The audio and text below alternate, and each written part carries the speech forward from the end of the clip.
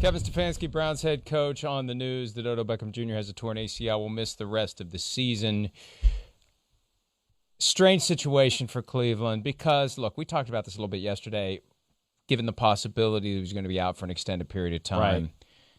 I really don't know how much worse it makes the Browns, frankly. Right. We saw what they did on Sunday without him on the field.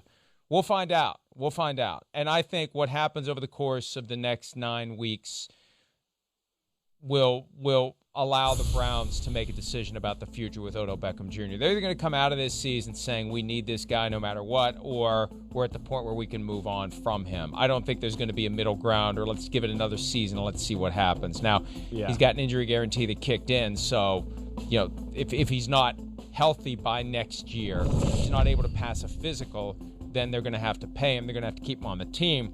But I think that from a trade standpoint, and that's noise that emerges from time to time with Beckham. It happened back in March. There was talk of him being possibly traded to the Vikings. Chris, you and I both believe that maybe he could be or should be or wanted to be traded by the Browns. Right. That's all done for now. Mm-hmm. But I think that what the Browns do without him is going to be the ultimate litmus test on whether or not they want him for next year. And I know he's still one of the most skilled receivers in football, but when I look at this Browns offense, right, I really don't think they're going to be worse without him because it lets them play the game they need to play the game. Run the ball and throw the football to the open man without this constant nagging sense of we've got to get the ball to OBJ. Well, yeah, I think there is part of that. I mean, Baker Mayfield certainly. I mean, he seemed like he had finally got over some of the hurdles about connecting with Odell Beckham Jr. here this year, at least the last few weeks, to where finally there was a little bit of a comfort level between both of them. I think the big thing too, Mike, and to what you're saying is, it's not necessarily an offense that lends itself to lots of great receiver numbers and things like that either. So I don't know if it necessarily always takes advantage of all the things Odell Beckham Jr. would have to offer an offense, really, in a lot of ways, as compared to maybe being another, a little bit more pass-oriented, creative pass scheme type offenses where, Odell's special because he can just flat-out beat you deep. He can jump ball and Randy Moss you and 50-50 catch it, and then he can run all like the Julian Edelman underneath routes at the same level Julian Edelman could in his prime. And that's not the way Cleveland, runs their offense. No, it's not. So, again, I don't know, Mike, either. Cincinnati last week is not a good defense, as we know. So I'm not shocked they look good. Baker was amazing. We have to give him his credit. I'm with you. I don't know if we're necessarily going to see it on a week-to-week basis. Where I think it's going to ultimately hurt them, at least this year with OBJ, is when, it's the Ravens again, or it's the Steelers again, or maybe we're in the playoffs. And that's where he's going to come through and be able to make a play where the offense or somebody is not going to be able to deliver. He'll be able to do something with his extraordinary physical ability. I think that's where they miss him. The meat and potatoes plays in offense, I don't know necessarily. But Chris, they've played two good teams this year and they've been blown off the field. First, you got to be close. You got to be in the game for OBJ to do something that makes a difference in the fourth quarter. Right. Well, he was open many a times last week in Pittsburgh too. I mean, he has an effect. But I hear what you're saying. You're right. He doesn't dictate the offense and their success. He certainly doesn't. I understand it. He had a great press conference last week in what quite possibly will be his last one ever with the Browns, where he spoke in very responsible terms about going home sick in advance of the Steelers game because he didn't want to infect anyone else in the event that he had COVID-19. But he also talked about why he's demonstrative, why he wants to win. And he made the comment at one point about beating good teams. That's where this Browns team is, and he's been around enough to know it. You win the games you're supposed to win. You lose the games you're supposed to lose. And they're losing those games in blowout fashion. 38-6 to the Ravens, 38-7 to the Steelers. They've got 3 more games like that left. Titans, Ravens, Steelers again. But you know what? Their other 6 games, they can win them all. They should win 5 of them. The only one that falls into that, I'm not quite sure which way it's going to go, is this week against the Raiders. Other than that, and then they have their bye after it, but other than that Raiders game, there's 5 that they should win. That's 10-6 if they win the games they should. Texans, Eagles, Jaguars, Giants, Jets. Those 5 games should be won by the Browns. Now, with the Eagles, you know how they get better as the season goes on, and they won the other night, but it was just the Giants, so who the hell knows? Who knows? Who knows? But they should win those 5. And if they win this one against the Raiders, going to the bye week 6-2, for a team that's going to feel like it's 2-6, that's what's so amazing about this. They're the AFC's version of the Bears, but they do have a decent offense. Yeah. But there's just this sense that even as they pile up wins, there's this gloom and doom, Chris. Why? Why is that there? Well, I think a little bit is like to what you're saying. Like they haven't, other than the Colts game, they haven't beat a team with, any notoriety yet. And I think that's, we're still not sure about how good the Colts are either. So I think there's that aspect. We've seen the defense, it's not a Super Bowl, or it has moments of being very average, below average. I mean, we've seen Joe Burrow tear it up twice.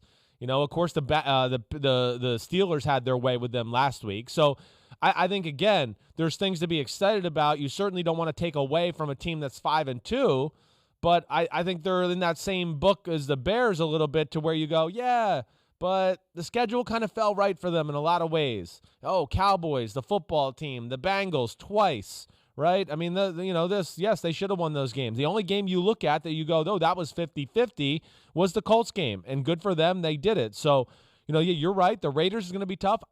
Listen, the way their defense plays too, I'm not giving them a slam dunk versus the Texans or the Eagles there either way. So we'll see. Oh, I'm not giving giving them a slam dunk in any game. Right. They just find a way to win the games they should win, like they did on Sunday against the Bengals. And you got to give credit to a team that can do that. There are too many teams out there that don't win games they should win. I mean, the Cardinals should be 7-0 right now because they blew 2 games they should have won. The Browns have figured out how to win the games they should, but you're never going to win a Super Bowl. You're never even going to come close to one if you can't beat teams you shouldn't.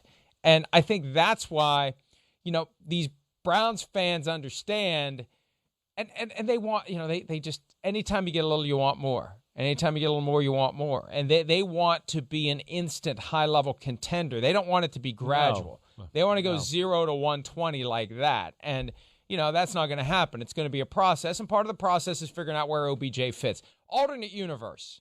Yes. OBJ doesn't get injured on Sunday. Does he get traded this week? I'm going to say no, just because they're 5-2 and kind of like got a good thing going.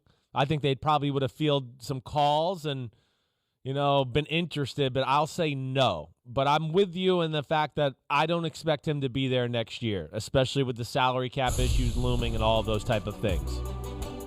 Yeah, I agree with you. And then the question is, when will he be healthy? When will a trade happen? Because that's the thing, Chris. Until he's healthy. Let's assume he's healthy. Let's assume sometime pre-draft, so you can trade a 2021 pick that he's healthy. And he's good to go. Right. Passes a physical. What's his value?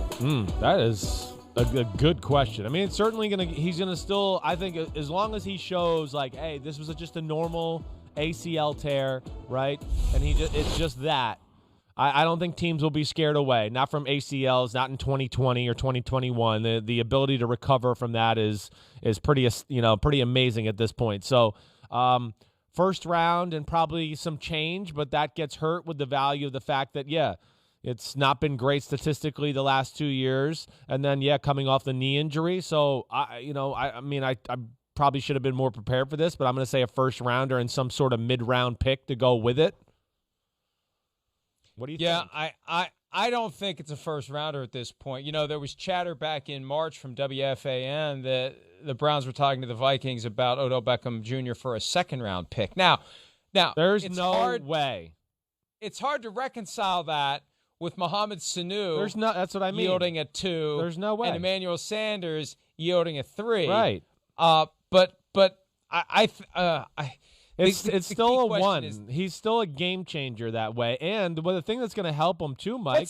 What's he done in the last 3 years that makes you think he's still a game changer? Maybe one time he took a slant pass and ran it to the end. Well, how about that reverse when he had 3 rockets up his ass and ran everybody up by the Dallas Cowboys? Wait, you mean the one where 5 guys were standing there watching him run by? No, I did none of them. He ran by them. You could talk about it all you want. Yeah, they loafed. Nobody. It's still a special play. I don't care what you say. And it don't see now again. You're going to talk about the slants and things like that. And like, okay, yeah, I get it. Hey, that Baker Mayfield stunk last year. The offense stunk. The year before that, he was with the Giants, and guess what? They stunk, and Eli Manning stunk. So what do people expect? Everybody's got to get over this one guy, one thing. Oh, sorry. Okay. You just got to find a team where they don't stink. No, where the quarterback's good, and they know how to use him. Yes. And they know how to handle him, and they know how to get the most out of him. Right. So where is that team? Does that team exist in today's NFL? I think it may be the Chiefs, but they don't need him. Well, yeah, I mean, it just has to be an offense that's expansive that way. I think that's the biggest thing. Even in his prime with the Giants, that they knew how to at least use him and get him the ball. Where it fell apart as Eli got older and he was just reluctant to hang in there and throw the ball down the field to him.